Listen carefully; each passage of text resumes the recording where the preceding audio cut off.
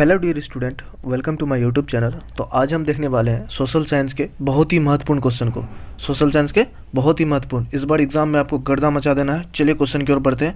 उससे पहले आपको बता दें, आपने अभी तक अगर हमारे यूट्यूब चैनल को सब्सक्राइब नहीं किया तो सब्सक्राइब करके बेल आइकन के बटन को दबा दें, ताकि हमारा आने वाला सभी गर्दा क्वेश्चन को आप देख सकें।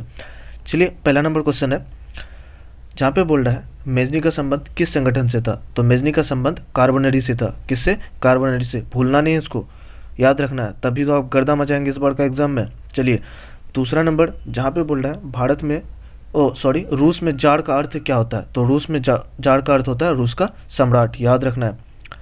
उसके बाद चलते हैं तीसरा नंबर, जहाँ पे बोल रहा है हुआ आंदोलन किस प्रकृति का था। तो हुआ आंदोलन किस प्रकृति का था, याद रखना है, धार्मिक आंदोलन था। क्या था? धार्मिक आंदोलन। उसके बाद है 4 नंबर, जहाँ पे बोल रहा है भारत में खिलाफत आंदोलन शुरू हुआ। भारत में खिलाफत आंदोलन कब शुरू हुआ, कहने का मतलब है तो 1920 में हुआ। और आपसे पूछे अगर किसके नेतृत्व में खिलाफत आंदोलन शुरू हुआ, तो महात्मा गांधी, याद रखना है किसके, महात्मा गांधी के नेतृत्व में ये खिलाफत आंदोलन शुरू हुआ था। उसके बाद है 5 नंबर, जहाँ पे बोल रहा है 1917 में भारत में पहला जूट मिल किस शहर में स्थापित किया गया।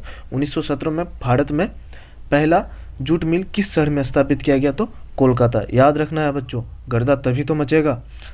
उसके बाद चलते हैं 6 नंबर, जहाँ पे बोल रहा है पूंजीपति वर्ग के द्वारा किस वर्ग का शोषण हुआ था। तो पूंजीपति वर्ग के द्वारा श्रमिक वर्ग का भी, मध्यम वर्ग का भी और कृषि वर्ग का भी। तो इसका सही उत्तर होगा उपयुक्त सभी, ऑप्शन नंबर डी।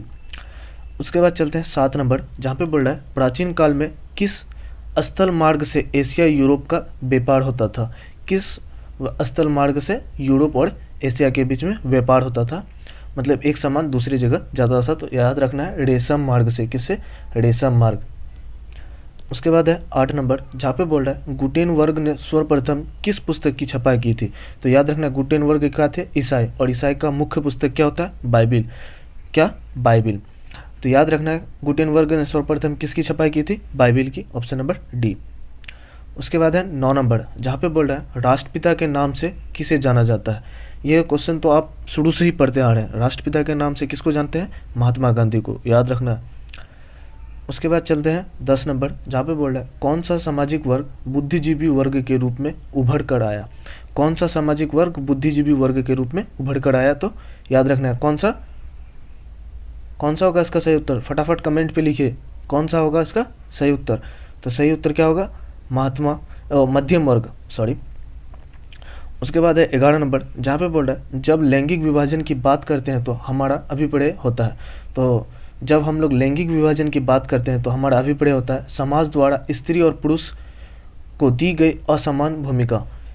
समाज में जो स्त्री और पुरुषों के बीच जो विभाजन करता है, वही है हमारे लोग का लैंगिक विभाजन का मुख्य कारण।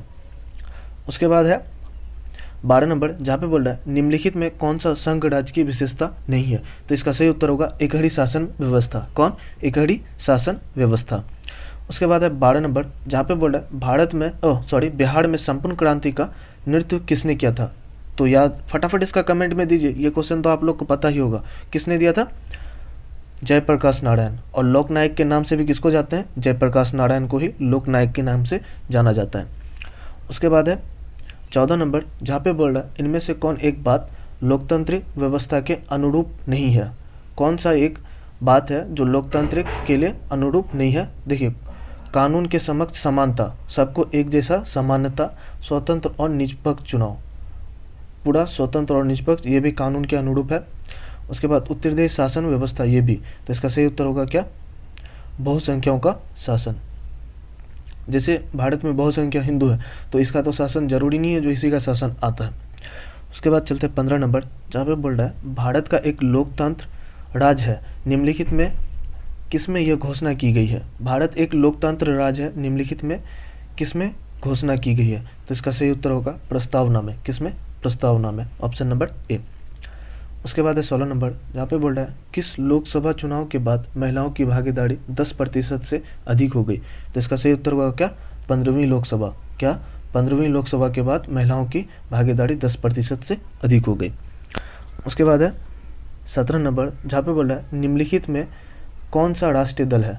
तो याद रखना है भारतीय जनता पार्टी, बीजेपी जिसको बोलते हैं, वही है राष्ट्रीय दल इनमें से।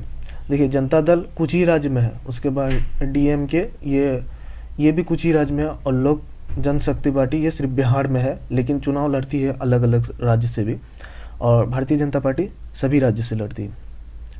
उसके बाद 18 नंबर जहाँ पे बोल रहा है लोकतंत्र का प्राण किसे कहा जाता है, तो लोकतंत्र का प्राण राजनीतिक दलों को कहा जाता है, याद रखना किसको, राजनीतिक दलों को। उसके बाद 19 नंबर भारत में संघ और राज्य के बीच अधिकारों का विभाजन कितनी सूची में हुआ है, भारत में संघ और राज्य में जो विभाजन हुआ है कितनी सूची में, तो याद रखना 3, कितने 3।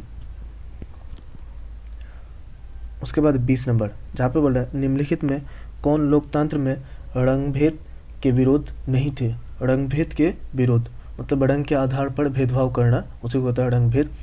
देखिए मार्टिन लूथर किंग ये भी रंगभेद के विरोध थे, महात्मा गांधी ये भी थे। उसके बाद ओलंपिक के धावक टेनी स्मिथ और जॉन ये भी रंगभेद के विरोध थे, लेकिन जेड गुडी ये एक डांसर थी, ये कोई रंगभेद के विरोध नहीं थी। उसके बाद 21 नंबर जहाँ पे बोल रहा है सासाराम नगर का विकास कब हुआ, तो सासाराम नगर का विकास कब हुआ था, मध्य युग में। किसमें, मध्य युग में सासाराम नगर का विकास हुआ था।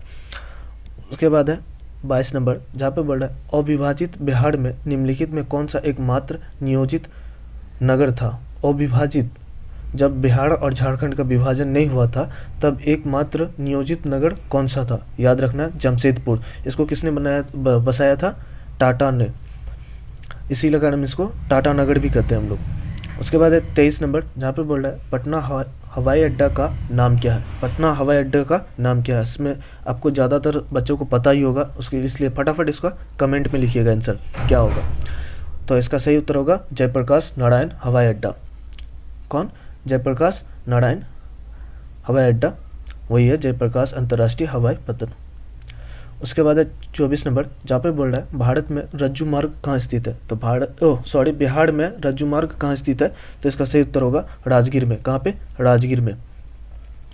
उसके बाद है बिहार में खनिज तेल मिलने की संभावना कहाँ है, बिहार में खनिज तेल मिलने की संभावना कहाँ है, तो इसका सही उत्तर क्या होगा, उत्तरी बिहार में। कहाँ पे, उत्तर बिहार मैदानी में, उत्तर बिहार मैदान में, ऑप्शन नंबर बी। उसके बाद है 26 नंबर जहाँ पे बोल रहा है कांवड़ झील स्थित है, कांवड़ झील कहाँ स्थित है, तो इसका सही उत्तर होगा बेगूसराय में। कहाँ पे, बेगूसराय। उसके बाद है 27 नंबर जहाँ पे बोल रहा है संजय गांधी जैविक उद्यान किस नगर में स्थित है, मतलब चिड़ियाघर बिहार के किस नगर में स्थित है, तो आपको पता ही होगा, तो उसका कमेंट फिर फटाफट बोलिएगा कहाँ पे स्थित है, पटना में, ऑप्शन नंबर डी। उसके बाद है 28 नंबर जहाँ पे बोल रहा है निम्नलिखित में कौन सड़कों का एक वर्ग नहीं है, तो इसका सही उत्तर होगा स्वर्ण चतुर्भुज मार्ग, ऑप्शन नंबर सी। उसके बाद है 30 नंबर जहाँ पे बोल रहा है जिस देश का राष्ट्रीय आय अधिक होता है वो देश कहलाता है, जिसका राष्ट्रीय आय अधिक होगा तो क्या कहलाता है, किसी के पास अगर पैसा अधिक है तो क्या कहते हैं हम लोग, विकसित। याद रखना है जिस राष्ट्र की आय अधिक हो तो उसे विकसित कहते हैं, और जिसका कम हो वह विकसित कहते हैं। और भारत कैसा है, अर्ध विकसित, याद रखना है। उसके बाद है 30 नंबर जहाँ पे पढ़ रहा है भारत के किस राज्य की प्रति व्यक्ति आय सर्वाधिक है, तो याद रखना है गोवा की, किसकी, गोवा की। उसके बाद 31 नंबर जहाँ पे बोल रहा है निम्नलिखित में कौन मुद्रा का कार्य नहीं करता है, तो देखिए विनिमय का माध्यम ये भी मुद्रा का ही कार्य है, मूल्य का मापक ये भी मुद्रा का है, मूल्य का संचयन ये भी मुद्रा का है, लेकिन उत्पादन करना मुद्रा का कोई कार्य नहीं है इसमें। ऑप्शन नंबर डी इसका सही उत्तर होगा। उसके बाद है 32 नंबर जहाँ पे बोल रहा है भारत का केंद्रीय बैंक कौन है, तो भारत का केंद्रीय बैंक कौन है, रिजर्व बैंक ऑफ इंडिया, याद रखना है, RBI जिसको कहते हैं। उसके बाद है 33 नंबर जहाँ पे बोल रहा है ऊर्जा का मुख्य स्रोत क्या है, तो ऊर्जा का मुख्य स्रोत इनमें से सभी हो जाएगा, कोयला, पेट्रोलियम, विद्युत, ये इनमें से सभी हो जाएगा। उसके बाद है 34 नंबर जहाँ पे बोल रहा है पार्ले समूह के थम्स अप ब्रांड को किस बहुराष्ट्रीय कंपनी ने खरीदा था, तो किस बहुराष्ट्रीय कंपनी ने, कोको कोला, याद रखना है कौन सा, कोको कोला ने पार्ले समूह के थम्स अप ब्रांड को खरीदा था। उसके बाद है 35 नंबर जहाँ पे बोल रहा है निम्नलिखित में किसे बाढ़ से सबसे अधिक हानि होती है, तो देखिए बाढ़ आने से फसलों का तो होगा ही, अगर फसल नहीं रहेगा तो पशु क्या खाएगा, तो पशु का भी नुकसान होता है, हानि होता है, और भवनों का भी ढह जाता है, तो इसका सही होगा उपयुक्त सभी, ऑप्शन नंबर डी। ये उसके बाद चलते हैं 36 नंबर, जहाँ पे बोल रहा है सामान्य संचार व्यवस्था के बाधित होने का मुख्य कारण क्या है। तो इसका सही उत्तर होगा केबलों का टूट जाना। कौन सा? केबलों का टूट जाना। उसके बाद है 37 नंबर, आग से जलने की स्थिति में किस प्राथमिक उपचार की अवस्था है। आग से कोई व्यक्ति अगर जल रहा है तो उस समय कौन सा पहला उपचार करना चाहिए या दवाई देना चाहिए। तो इसका सही उत्तर क्या होगा? ठंड पानी डालना चाहिए। कौन सा? ठंड पानी। उसके बाद है 38 नंबर, जहाँ पे बोल रहा है भूकंप केंद्र के उग्रवादर पृथ्वी पर स्थित केंद्र को कहते हैं। तो इसका अधिकेंद्र कहते हैं। क्या कहते हैं? अधिकेंद्र, याद रखना है। उसके बाद 39 नंबर, जहाँ पे बोल रहा है बिहार का कौन सा क्षेत्र बाढ़ से प्रभावित होता है। तो बिहार का कौन सा क्षेत्र बाढ़ से प्रभावित होता है? उत्तरी बिहार। कौन? उत्तरी बिहार। उसके बाद है 40 नंबर, जहाँ पे बोल रहा है निम्नलिखित में कौन मानव जनित आपदा है। तो इनमें से कौन मानव जनित आपदा है? तो आतंकवाद, याद रखना है। तो ये 40 क्वेश्चन बहुत ही महत्वपूर्ण क्वेश्चन है और ये क्वेश्चन बहुत बार ये पूछा गया है, बहुत बार नहीं, बार बार ये क्वेश्चन इसी 40 क्वेश्चन में पूछा गया है। तो आप लोग ज़रूर पूरा तरह से इसको समझ के पढ़ लीजिएगा और इसका PDF आपको टेलीग्राम पे मिल जाएगा, उसका लिंक आपको डिस्क्रिप्शन पर दे दिया गया है, वहाँ से आप देख लीजिए। और कुछ ही दिन बचा है बच्चा लोग, तो इसमें आप लोग को एग्ज़ाम में पूरा गर्दा मचाना है। तो चलिए फिर मिलते हैं नेक्स्ट वीडियो में, तब तक के लिए इतना ही।